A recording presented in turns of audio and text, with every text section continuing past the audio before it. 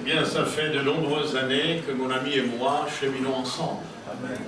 Et j'ai des problèmes à lui tourner le dos.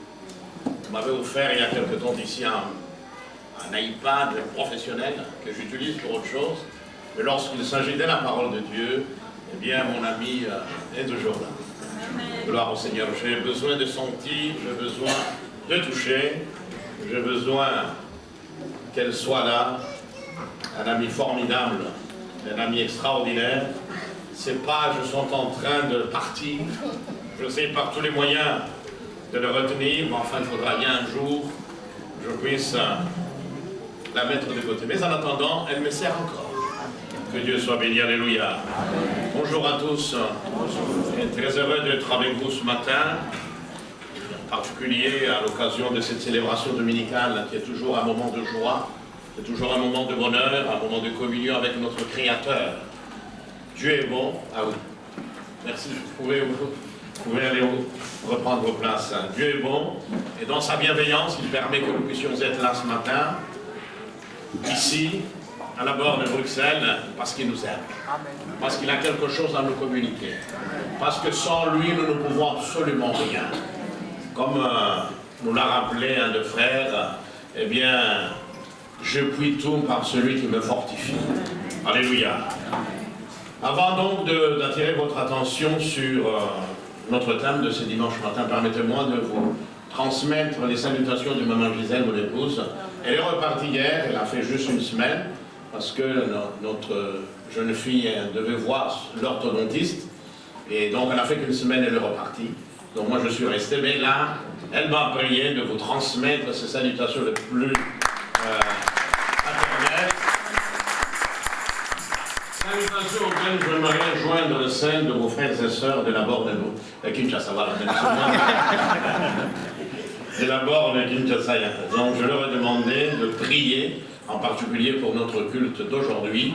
Et comme vous du reste, vous priez à chaque fois que nous avons une activité ou quelque chose en rapport avec le royaume de Dieu là à Kinshasa. Que Dieu soit béni. Alléluia. Amen. Je vais vous demander d'incliner simplement vos têtes dans la prière.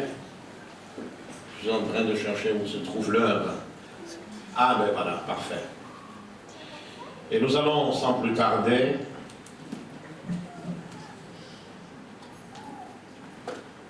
prier, demander à Dieu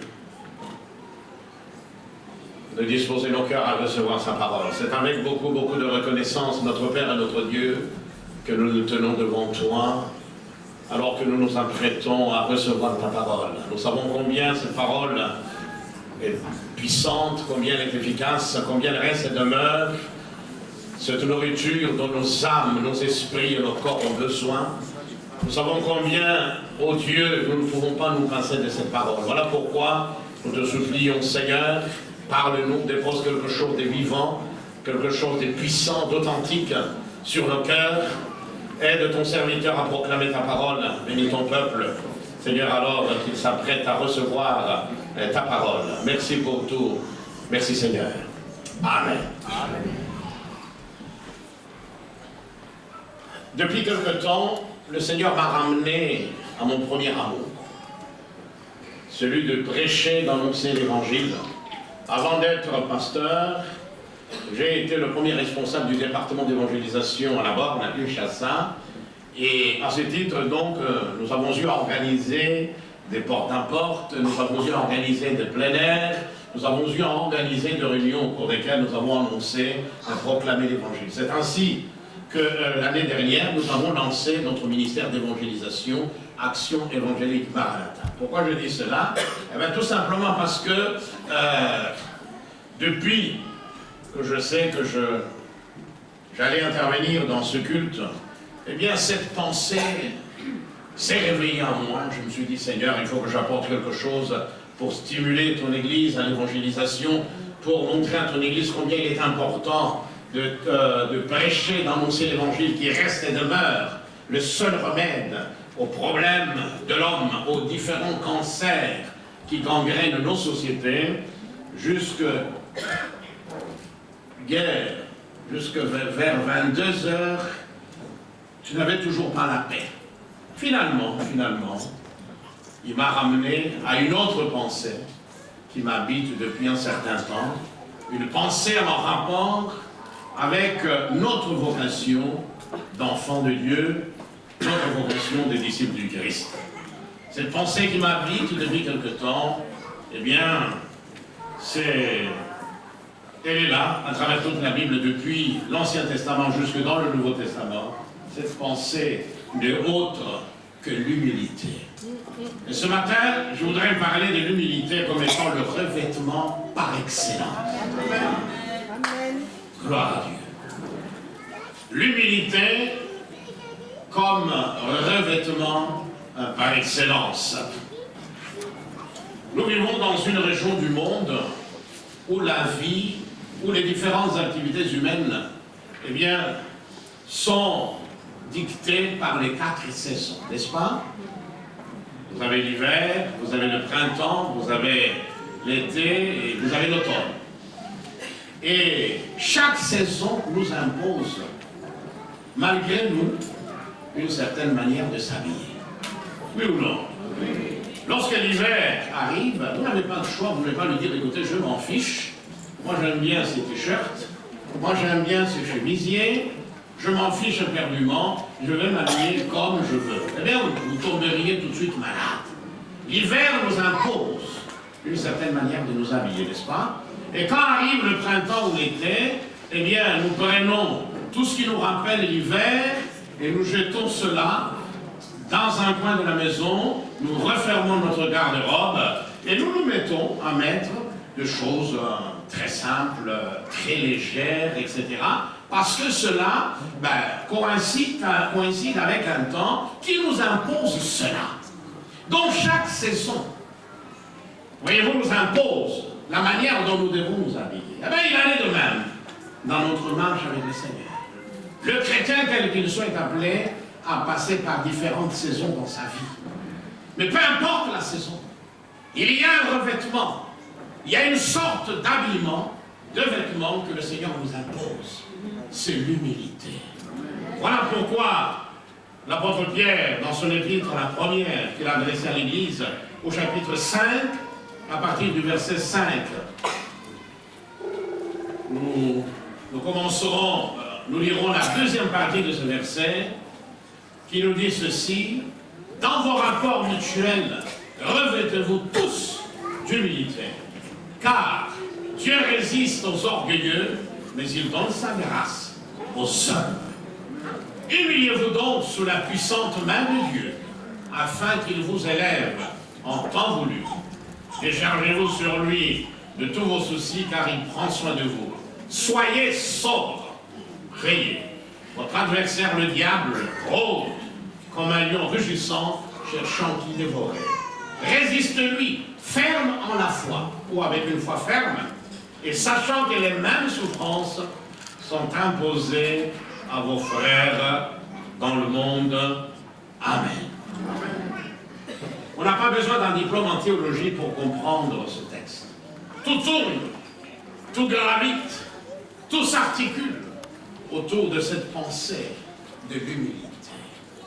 Le Seigneur nous exhorte, nous encourage à nous revêtir de l'humilité, que ce soit dans nos rapports mutuels, que ce soit dans notre relation avec le Seigneur, que ce soit dans notre combat contre le péché, contre l'adversaire de nos âmes, qui rôde comme un lion rugissant. Eh bien, peu importe, mes amis, le domaine de notre vie dans lequel nous sommes engagés, Dieu nous demande de nous revêtir de l'humilité. Oh, alléluia.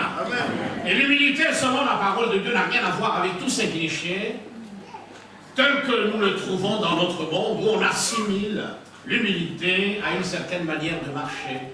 On déforme le cou. Voilà. On pense que c'est ça l'humilité. On ne s'habille plus comme tout le monde. On met de vieilles savates, des chaussures comme des hors-bords. Et alors on pense que c'est ça l'humilité. On ne parle pas comme tout le monde, voyez-vous, mais on parle de manière douce. Voyez-vous, il y en a qui pensent que l'humilité, c'est se rabaisser tout le temps. Quand on se tient devant Dieu, oh là là, moi qui ne suis qu'une chenille, qui ne suis qu'une sauterelle, Seigneur, etc. Voyez-vous, d'autres pensent que l'humilité, c'est regarder tout le temps ses faiblesses, tout le temps ses limites. Mais laissez-moi vous dire une chose, l'humilité, selon la parole de Dieu, n'a rien à voir avec tous ces clichés. Au contraire, un homme humble, c'est celui qui reste attaché à la parole de Dieu. C'est celui qui marche, non pas selon son ressenti, non pas selon les pensées qu'il habite, mais qui marche selon la parole de Dieu. Maintenant, quand on marche de cette manière, on pourrait amener des gens à penser que nous sommes orgueilleux. Oui. Comme le pasteur l'a souligné, dans la foi, il faut une certaine audace. Donc, l'humilité n'a rien à voir avec ce que le monde nous donne comme définition. C'est un état d'esprit, c'est un caractère, c'est quelque chose, mes amis, qui est appelé à faire partie de notre vie de tous les jours. Alléluia. Remettez-vous de l'humilité. Sans l'humilité, mes amis, nous ne pourrions pas, et nous ne pouvons pas avoir des bons rapports fraternels. Sans l'humilité, nous ne pouvons aller nulle part. Dieu résiste à l'orgueil. L'orgueilleux est celui qui pense qu'il peut tout par ses propres forces. L'orgueilleux est celui qui pense qu'il n'a pas besoin des autres. L'orgueilleux est celui qui croit qu'il est sorti de la cuisse de Jupiter ou des entrailles de Vénus. L'orgueilleux est celui qui pense qu'il peut se passer des autres. Non, mes amis. Ce que nous sommes est le produit de la grâce. Même si nous avons fait des grandes études, pour le faire, il a fallu que nous jouissions d'une bonne santé mentale. Car les asiles psychiatriques sont remplis des hommes et des femmes qui est intelligent, mais qui un jour ont disjoncté. Un fusible a sauté pour diverses raisons. Mais à vous, le Seigneur a accordé cette grâce qui vous a assisté dans votre parcours académique jusqu'à ce que vous obteniez ce diplôme. Mais il ne faut pas croire que l'obtention de ce diplôme fait de vous un homme spécial. Non, vous restez un homme de chair qui a besoin de la grâce de Dieu. Voilà. Vous êtes, et nous sommes tous, des hommes et des femmes animés par l'Esprit de Dieu. Le souffle de vie qui m'a permis de me réveiller ce matin, qui vous a permis de vous réveiller, d'être là ce matin, vous ne l'avez pas acheté. Personne n'a dit, Seigneur, voilà, je dois me réveiller ce matin, combien dois-je te donner pour que tu me prêtes ce souffle de vie? Non, nous nous sommes réveillés, simplement. Nous nous sommes dirigés tout droit vers notre miroir. Nous nous sommes regardés, nous avons vu combien nous sommes beaux, combien nous sommes belles. Nous nous sommes préparés, et puis nous sommes venus. Tout cela, mes amis, est le produit de la grâce de Dieu. Donc, peu importe la manière dont on envisage la marche chrétienne, la vie avec Dieu, peu importe la manière dont on envisage la vie chrétienne, si on l'envisage comme étant une marche avec Dieu, si on l'envisage comme étant un combat contre le monde des ténèbres, si on l'envisage comme un combat contre le péché, eh bien, peu importe la manière dont on aborde la vie chrétienne, l'humilité reste une valeur, un principe, quelque chose dont nous avons besoin. C'est elle qui va nous aider à rester et à demeurer dans une relation profonde avec le Seigneur. Car de cette relation dépendent, mes amis, toutes les bénédictions dont nous avons besoin.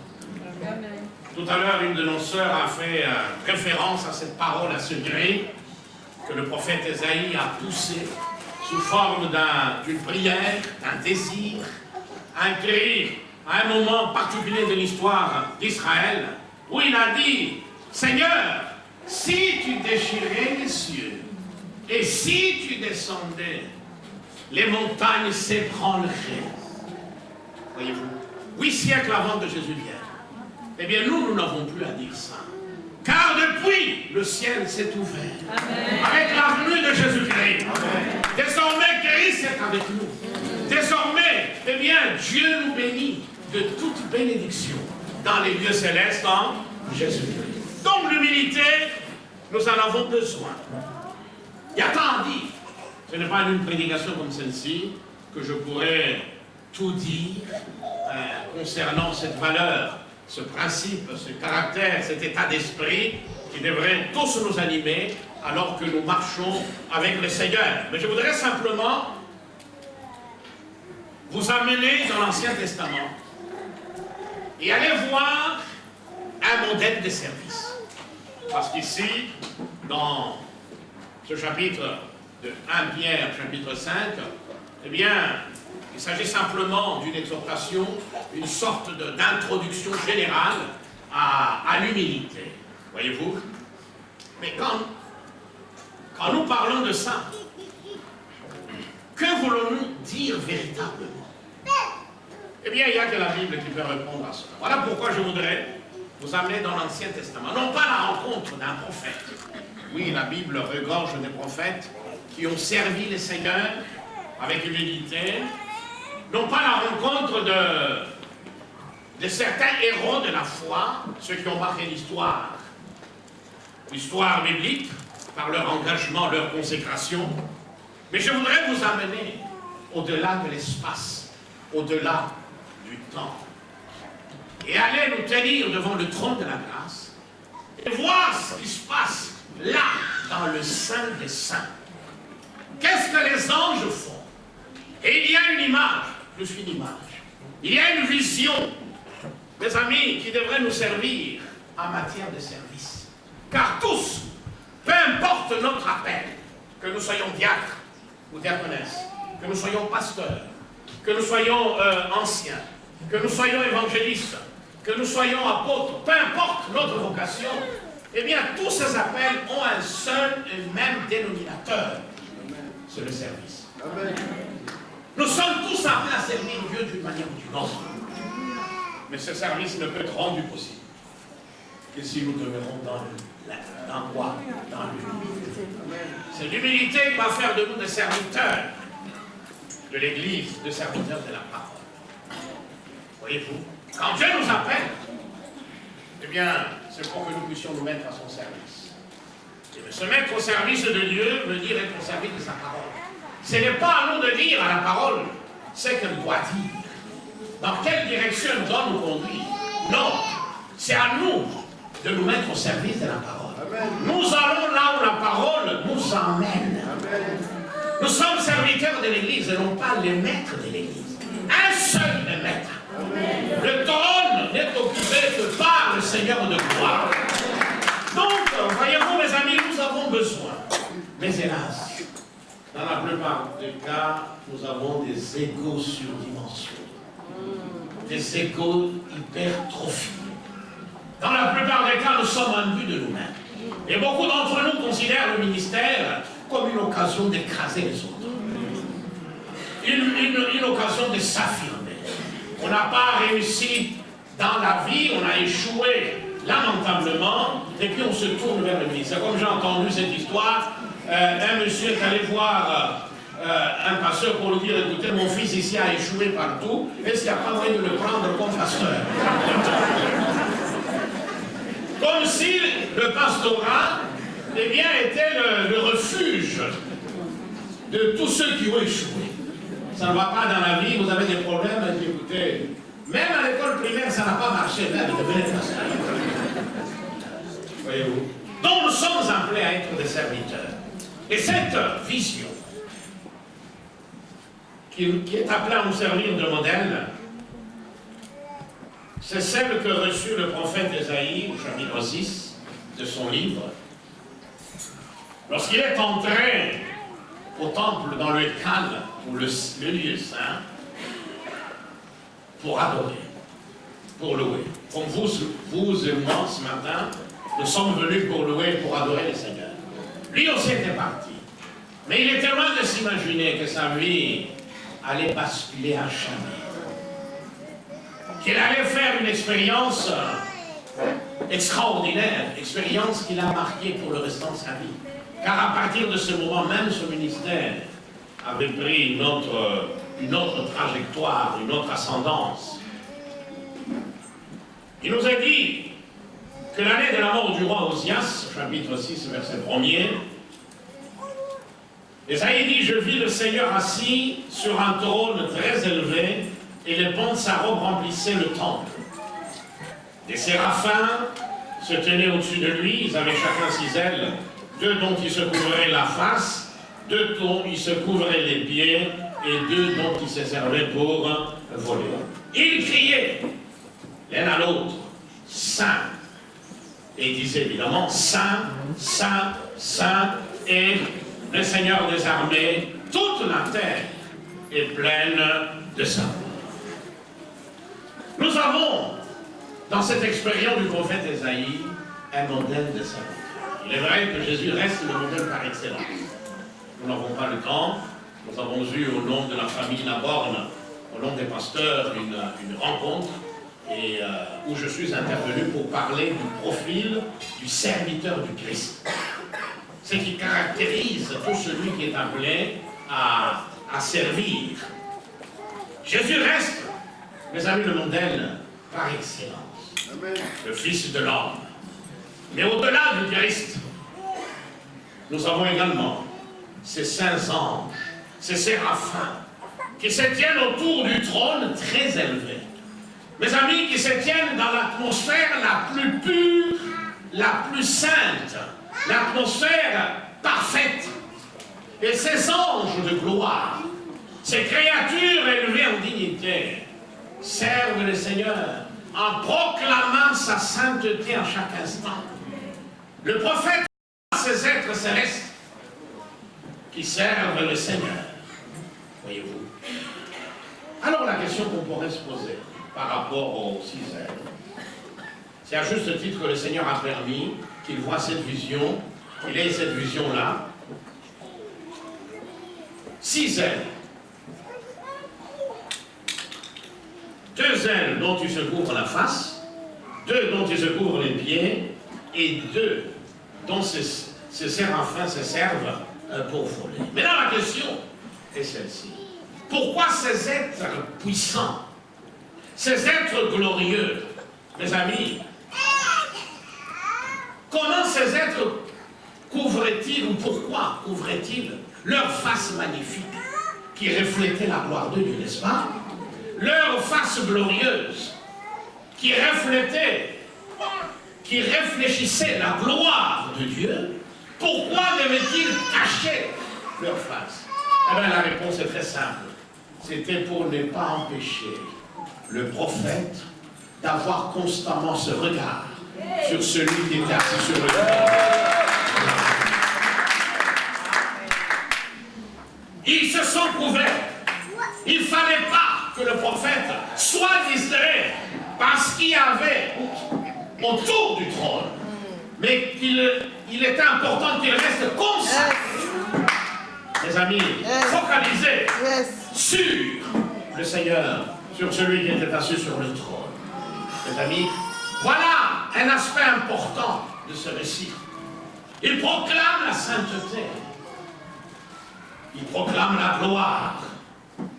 Et remarquez une chose, bien qu'il soit, je parle de ces séraphins, des créatures saintes, pures, qui servent Dieu dans la présence même du Créateur, bien qu'ils soient saints, ces séraphins ne parlaient que de la sainteté de Dieu. Oh, alléluia. Ils attirent toute l'attention du prophète vers celui qui est assis sur le trône. Gloire à Dieu. Donc, ils ne parlent pas de leur propre sainteté. Ils n'ont pas cherché à attirer le regard du prophète en disant voilà comment il faut être. Vous voyez comment nous brûlons, puisque l'étymologie de ce mot saraf en hébreu veut dire brûlant. Ce sont des êtres qui brûlent de la gloire de Dieu. Non. Tout tend à attirer le regard du prophète vers celui qui est assis sur le trône. Celui qui doit être vu. Celui qui doit être adoré. Nous ne sommes que des êtres de chair. Mes amis, et nous passerons. Il faut que le monde voie Christ en nous, l'espérance de la gloire. C'est Jésus est appelé à être non pas un simple invité dans nos vies, mais l'hôte suprême. Il faut qu'il s'asseye sur le trône. Voyez-vous, à ce moment-là que nous commencerons à devenir des véritables bénédictions. Mes amis, il n'y a que Jésus, et Jésus seul dont nous avons besoin. Je suis venu ce matin pour louer ensemble avec vous une seule personne, Amen. Jésus. Vous êtes venus parce que vous l'aimez. Vous êtes venus parce que vous voulez mieux le connaître. Mes amis, la plus grande connaissance qui soit, ce n'est pas celle que nous glanons dans les meilleures facultés du monde. Vous pouvez aller à Harvard en sortir avec un cerveau à plusieurs étages. La grande connaissance, c'est celle que nous avons lorsque nous sommes dans sa présence. C'est celle qui nous est communiquée par sa parole. Car cette connaissance est salvifique. Elle nous amène au salut. Elle nous amène à une relation de proximité avec notre Créateur. Cette connaissance nous transforme, nous métamorphose, nous transfigure à son image. Et ça, c'est le plan de Dieu pour chacune de nos vies. Voilà la première leçon que ces anges nous donnent. En tout et pour tout, dans notre service, nous devons toujours tout faire pour que Christ soit vu, pour que Christ soit honoré, pour que toute l'attention, notre attention d'abord, et puis l'attention des gens qui nous entourent, soit tournée vers le Seigneur de gloire. La montagne de la transfiguration nous communique la même leçon. Rappelez-vous, ce jour-là, le Seigneur prend 3 de ses apôtres, Pierre, Jacques et Jean. Il les amène au sommet de cette montagne qui deviendra, qu'on appellera plus tard, la montagne de la transfiguration. Enfin, tout porte à croire, c'est le mont Tabor. Il les amène au mont Tabor. Quand ils arrivent au sommet, le Seigneur se met à prier. Et la Bible nous dit que pendant qu'il priait, eh bien, ses vêtements ont changé. Tout son être a commencé à briller comme l'éclair. Voyez-vous, c'est d'ailleurs, en grec, c'est un verbe rare. Il se met à rayonner. Qui a déjà vu l'éclair quand il traverse le ciel? Eh bien, il s'est mis à briller, à rayonner, à phosphorer comme un éclair. Et à ce moment-là, quelque chose d'extraordinaire va se passer. Moïse et Élie apparaissent. L'un à gauche, l'autre à droite. Formidable. Mettez-vous à la place de Matthieu, plutôt de Pierre, de Jacques et Jean. C'était des Juifs. De leur bas âge, on leur a parlé de Moïse. On leur a parlé du livre de Moïse. À plus d'une fois, ils l'ont lu. Ils ont appris à lire. D'abord, ce que Moïse a écrit. Ils ont baigné dans cette atmosphère. Ils ont entendu parler du prophète Élie comme étant celui qui n'est pas mort, mais qui fut enlevé dans un char de feu. Ils ont entendu tout cela. C'était des histoires livresques, c'est-à-dire du livre de la Bible, n'est-ce pas? Mais là, ils voient et ils réalisent que le Dieu de la Bible n'est pas le Dieu de mort. Moïse est vivant. Papa ciel est vivant. Amen. Oh, alléluia. La vie ne s'arrête pas à la tombe. Voyez-vous? Non, athée, chrétien ou je ne sais qui, tous nous en irons. Et tous nous aurons une éternité. Tout dépend de là où nous serons. Exactement. Voilà pourquoi la Bible vous appelle aujourd'hui de vous mettre en règle avec le Seigneur. C'est aujourd'hui que vous devez choisir là où vous passerez le restant de votre éternité. Exact. Les 2 géants de l'histoire biblique, les 2 héros de la foi, Moïse et Élie sont là. Pierre regarde, il frotte ses yeux et dit, mais je rêve ou quoi? Le 2, le 3 regarde, et c'est Moïse. Oh là là, c'est comme ça qu'il est. Mais c'est Élie. Moi je m'imaginais ceci, je m'imaginais cela. Eh bien, cette vision les marque. Au point où Pierre dit, Seigneur, ça serait une bonne chose que nous restions ici. Nous allons construire 3 ans. Il oublie, l'homme qui dit comme ceci est marié. Il est marié, il a des enfants. Mais à ce moment-là, rien ne compte. Oh, quand on est dans la gloire de Dieu,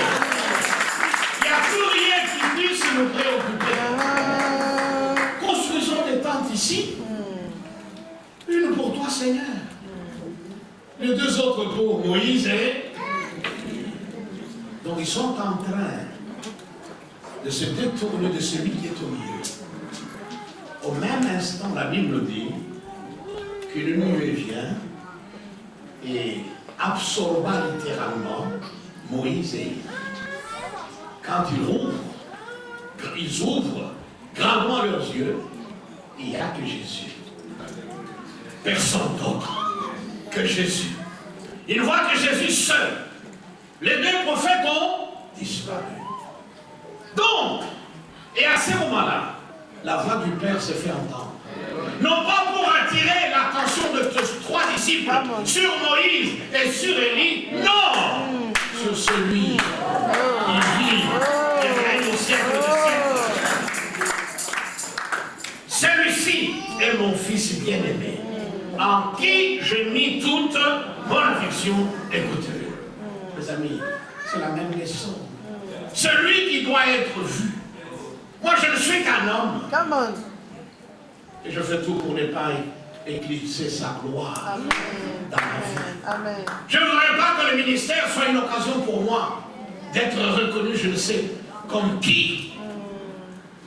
Je me souviens dans un aéroport, comme nos cultes sont diffusés un peu partout dans le monde, quelqu'un est venu, pasteur, il s'est mis à une femme, il s'est mis à genoux, prier pour moi. J'ai dit, ma soeur, ne faites pas ça. Je vais prier pour toi, mais pas à genoux. Je ne suis qu'un homme. Je me fais lever. Et ensemble, elle s'est assise, et là, je priais pour elle. Mes amis, le moi ici, le moi aime ça. Le moi aime être admiré. Être reconnu partout comme étant le pasteur de la mort.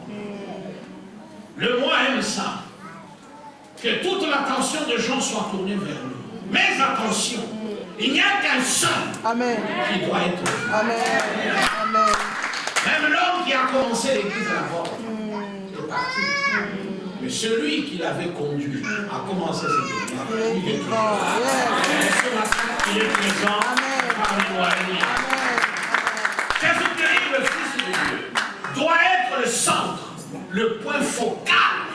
Doit être l'ordre suprême dans nos vies, dans nos cultes comme celui-ci. C'est son trône et son trône seul qui doit être dressé.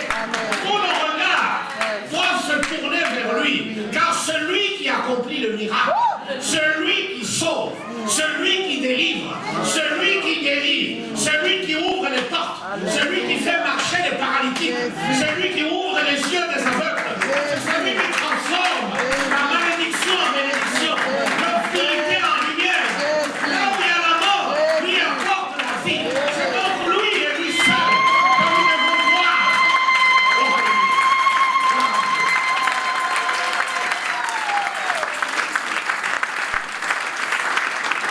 Amen. Ces séraphins célestes, ces princes glorieux, ces créatures extraordinaires, brûlant comme des flammes, ont caché leur propre face.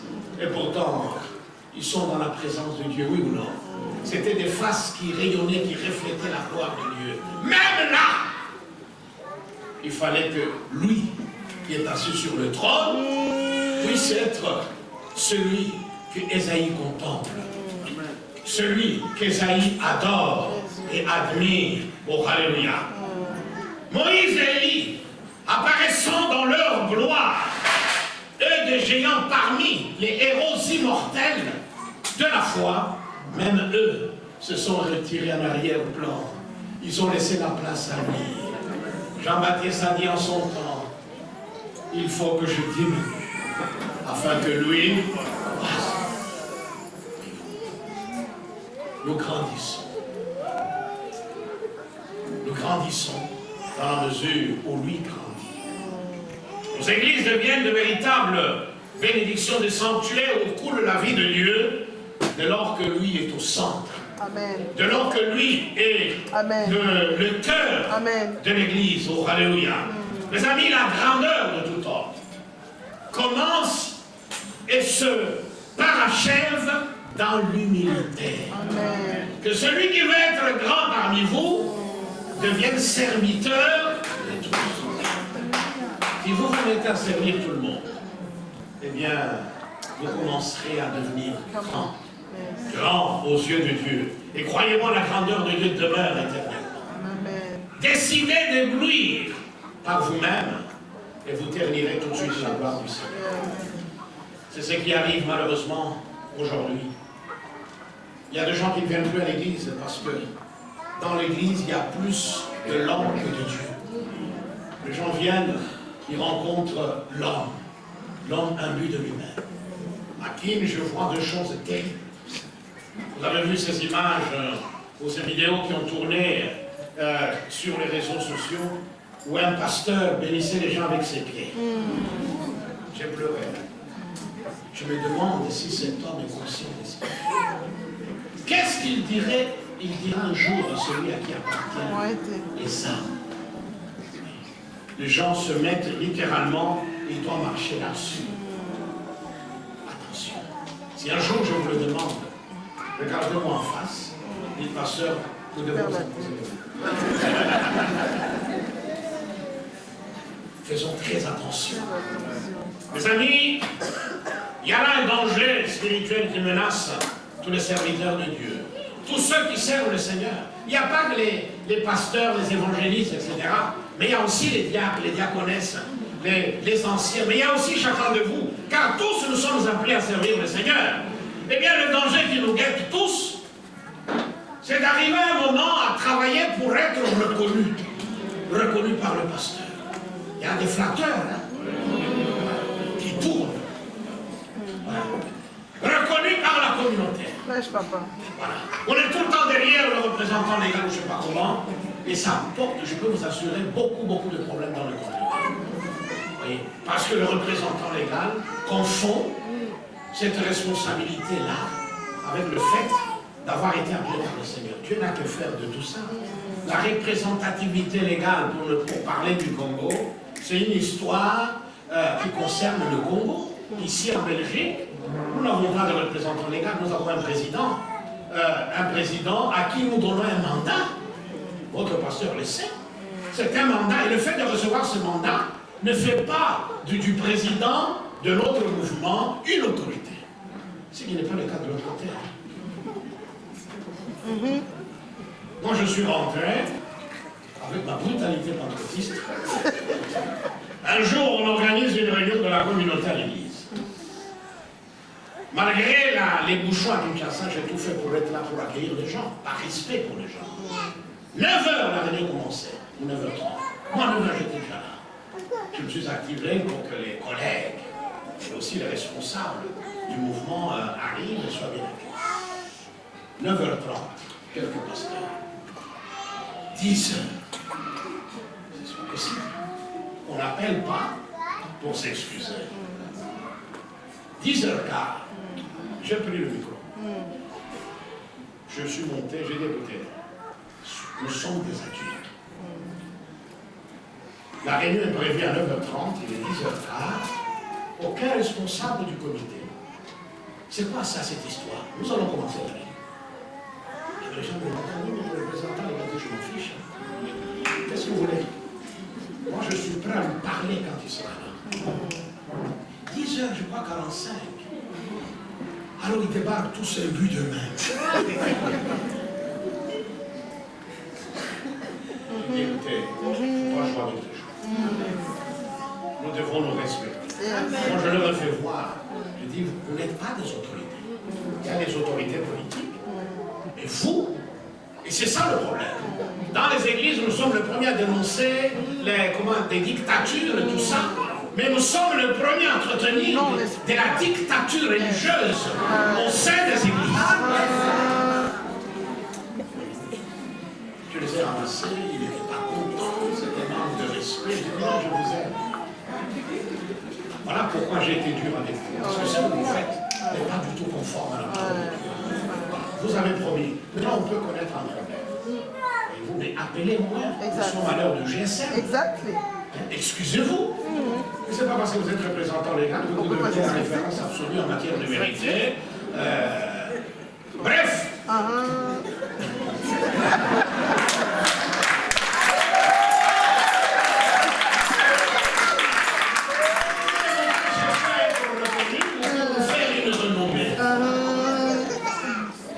chose. Je me souviens, certains d'entre vous ont lu ces livres. Samuel Azakorzia, qui a écrit le livre sur le pardon et la puissance qui libère. Je me souviens, il nous avait donné ce conseil à la fin des années 80. J'étais ici en Belgique. Il nous avait dit, c'est un conseil que son propre père lui avait donné. Ce conseil, c'était lequel? Son père lui avait dit, écoute Samuel, tu es appelé à prêcher la parole de Dieu. Mais à chaque fois que tu prêches, fais tout pour être derrière la croix, afin que ceux auxquels tu t'adresses puissent voir celui qui est sur la croix. Amen. Voyez-vous. Eh bien, il nous avait partagé ce conseil, et j'essaye, autant que faire se peut, d'intégrer cela à ma manière de travailler.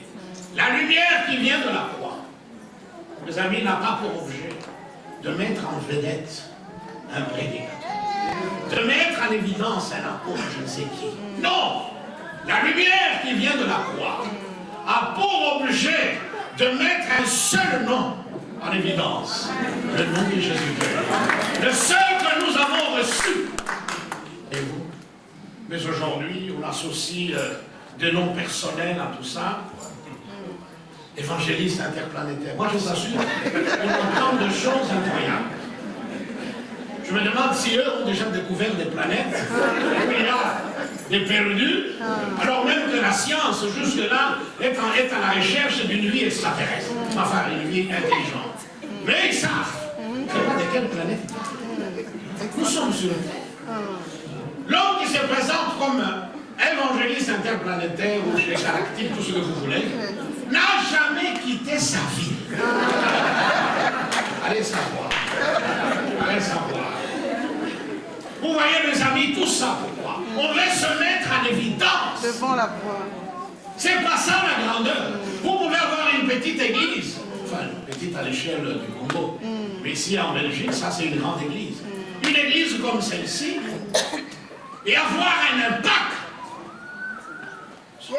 sur le pays, que d'avoir une grande église où on fait de l'espace aussi. On danse et tout ça, on saute. Il n'y a rien. Et quand on prend la Bible, c'est pour raconter des histoires. Bon, j'étais passé ici, alors les gens rigolent. Comme quelqu'un m'avait dit, pasteur, j'aime suivre ce pasteur-là pour lire. Quand on arrive à ce point-là, c'est terrible. Et bien, on peut réaliser le niveau de déchéance de ce pasteur. On fait rire les gens. Voilà. Comme de lui de funeste, tout ce que vous voulez. Ou alors il s'est trompé de vocation. Il aurait pu aller, nous avons l'Institut national des arts. Il aurait pu aller étudier la comédie. Il aurait fait un comédien extraordinaire. Mais non, là, il est pasteur, évêque, tout ce que vous voulez. Donc, Jésus-Christ n'est pas mort pour nous assurer une carrière personnelle. Amen. Il est mort pour les âmes. Amen. Amen. Amen. Et celui que nous devons annoncer, oui, il faut qu'il croisse, a dit Jean-Baptiste, et que moi je diminue. Notre Dieu, mes amis, est un Dieu jaloux. C'est lui qui le dit, hein, je ne donnerai pas ma gloire à un autre. Ça, c'est un verset qui devrait nous faire trembler. Deux exemples, je terminerai par là. Comme je vous ai dit, il y a beaucoup de choses à voir là-dessus. Depuis quelque temps, donc, je vais travailler même toute une série de messages autour de ce thème. Deux exemples. D'abord, un mauvais exemple, et puis un bon exemple à suivre. Je ne donnerai pas ma gloire à un autre, dit le Seigneur. Ceci est valable aujourd'hui, valable demain, jusqu'à la fin du monde. Il n'y a que lui et lui seul qui doit être glorifié. Vous connaissez cette histoire terrible que nous trouvons dans le livre des Actes. Un roi, Hérode, dans un contexte de persécution de l'Église. Ce roi-là, imbu de lui-même, vêtu des vêtements royaux, il rayonnait, humainement parlant. Ce roi prend la parole, il harangue la foule, Il parle avec véhémence. Il parle de manière convaincante. Le peuple réagit. Comment le peuple réagit-il? Oh, un Dieu, ça ne peut pas être un homme. Ça, c'est Dieu. C'est le peuple qui réagit. Évidemment, Hérode, gonflé comme une grenouille en présence d'un crapaud, prend tout ça. Ça n'a pas tardé. La Bible nous dit qu'il fut foudroyé. Et la Bible d'ajouter, parce qu'il n'a pas donné, parce qu'il ne rendit point gloire à Dieu. Attention. Cette chair, elle est sacrée. Voyez-vous, là où les chaises sur lesquelles vous êtes assis sont sacrées. Ce lieu est sacré. Parce que nous venons adorer le Seigneur. Parce que c'est le Seigneur qui est ici. Alors nous devons avoir une certaine conduite. Nous devons avoir un certain comportement. Nous ne devons pas venir ici à la recherche de belles filles. Il y en a. Attention. Ou alors de beaux mecs. Il y en a, pasteur. Vous êtes tous beaux du reste. Amen. Tiens, il y en a qu'un qui se croit beau. Vous êtes tous beaux. Vous êtes toutes. Ne regarde pas la forme de ton nez. Non. Même à ton crâne, non, c'est comme le dos d'un chameau. Tu es beau. Ah voilà. C'est ça, on est beau. Gloire à Dieu. Il ne rend pas ce qu'il ne rendit point la gloire à Dieu. Il fut foudroyé. Cet homme mort sur le champ. Le dernier exemple, c'est celui de Paul et de Barnabas. Dans leur voyage missionnaire, ils arrivent dans une ville appelée Lystre. Et là, dans cette ville, il y avait un infirme. Un homme né infirme. Un impotent. Quelqu'un qui ne pouvait pas marcher, qui n'avait jamais expérimenté ce plaisir de marcher sur ses deux pieds. Pierre, et plutôt Paul et Barnabas arrivent dans cette ville, ils voient cet homme-là, Paul le regarde, il voit que cet homme s'attendait à recevoir quelque chose d'eux. Paul prend autorité sur son handicap, sur son infirmité.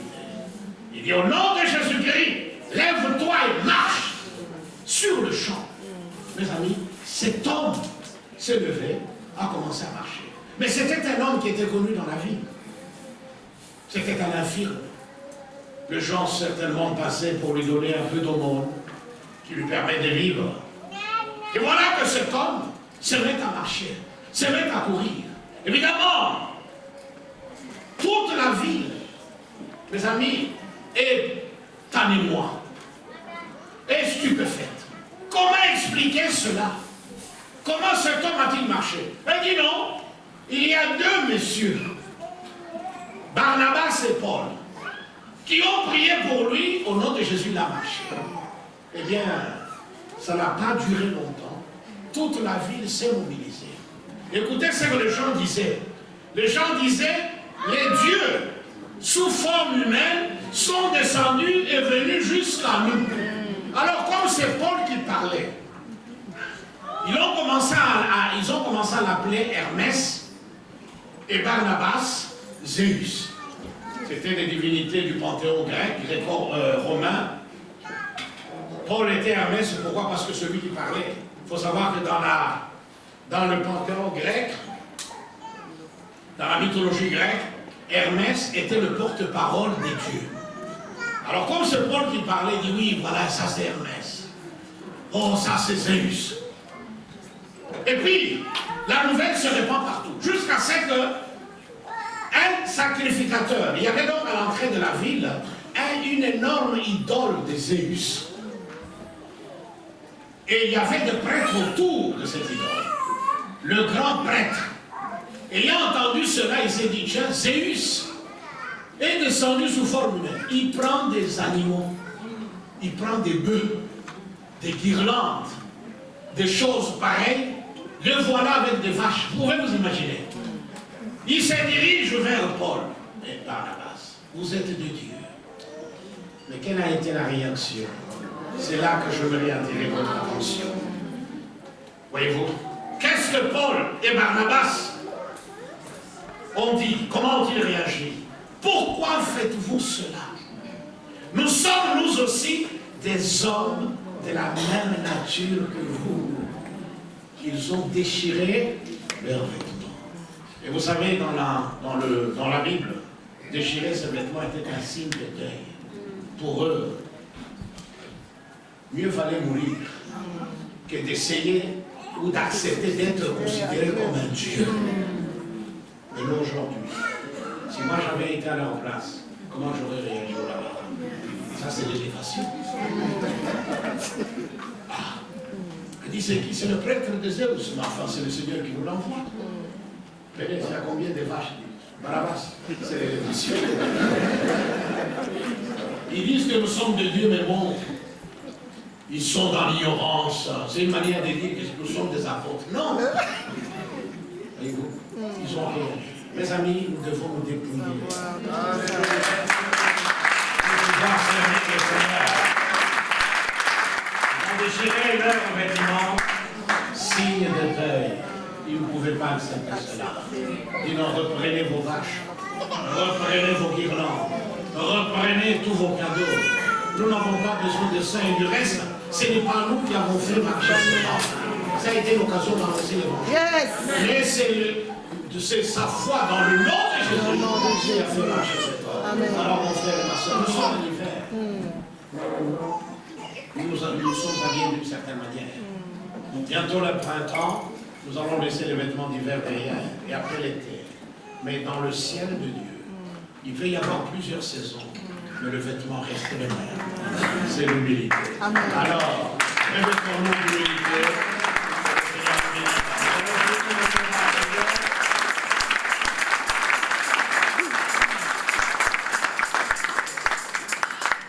Vous voulez bien vous mettre debout?